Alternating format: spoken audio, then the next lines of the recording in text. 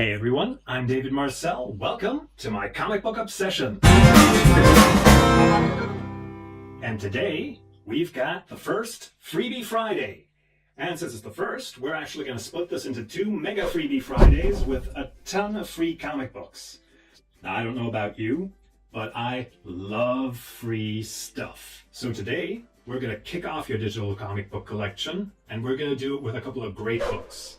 Disney comic books are few and far between, unfortunately. So finding a gem like this, let alone for free, is awesome. If you watch DuckTales, then you already know the works of both Carl Barks and his spiritual successor Don Rosa. This book contains two stories. A Matter of Serious Gravity, in which Magica the Spell's latest scheme to grab Scrooge's number one dime has her using a curse on Donald and his rich uncle, which throws their center of gravity, well, off-center. Literally.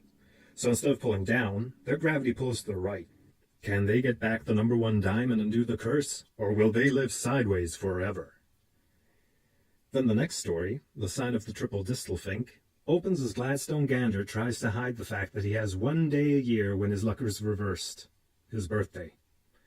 Unfortunately for him, the entire Duck clan is trying to get him to a party, an event he has managed to avoid his entire life.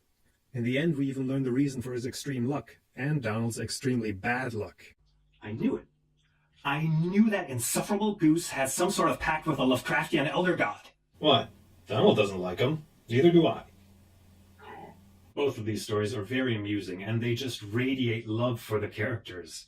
Don Rosa does an excellent job bringing the denizens of Duckburg to life. The artwork pops, and you feel like you've discovered a long-lost episode of DuckTales instead of reading a comic book.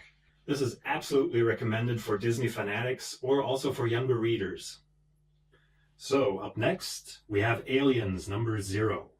Dark Horse has been doing Alien and Predator for a very long time. In fact, as long as I can remember the names that pop into my mind when I think of Dark Horse, it's Alien, Predator, and The Mask. So it's really no surprise that Dark Horse is continuing with one of their main series here. As a scientist scribbles his notes down in his journal, we learn that this book takes place after the xenomorphs arrived on Earth and nearly wiped out the human race before being themselves subdued.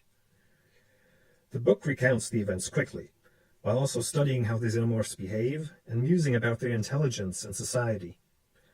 All this time, something is getting closer and closer to the scientist making these entries in his journal. The pacing of the story is good, and the artwork is atmospheric. It is, of course, just a prelude to the series, More Than Human. But that doesn't matter because you can easily just see this as a standalone issue. Up next, The Walking Dead, Issue 1.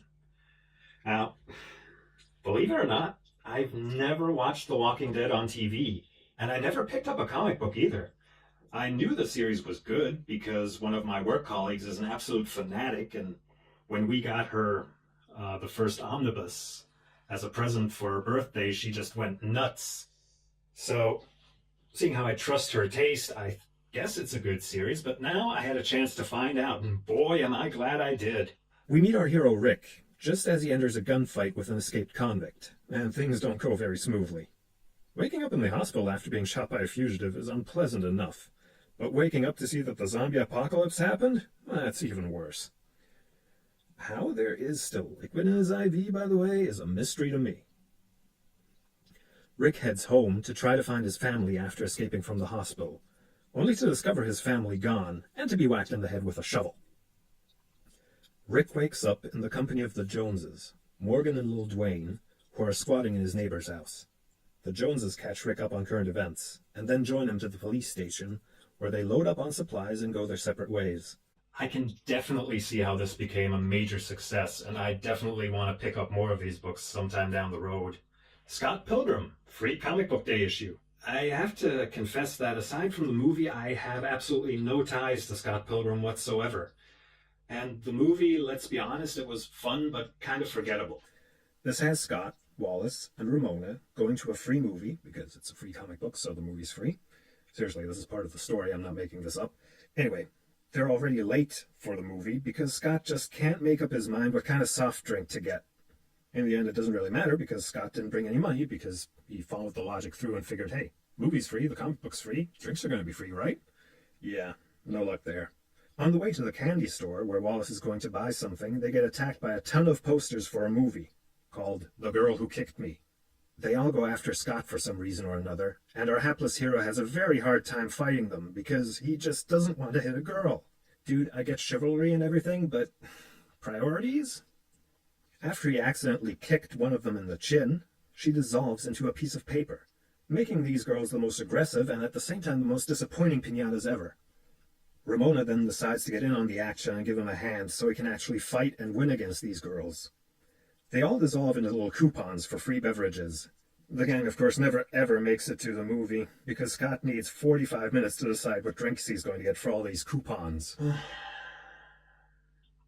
To live in a world where drinking lots of soda does more than just give you a +2 gut circumference, wouldn't that be great? So that's it for our Mega Freebie Friday Part 1.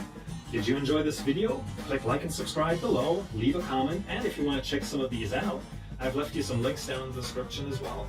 Thanks for watching my comic book obsession, and I'll see you around.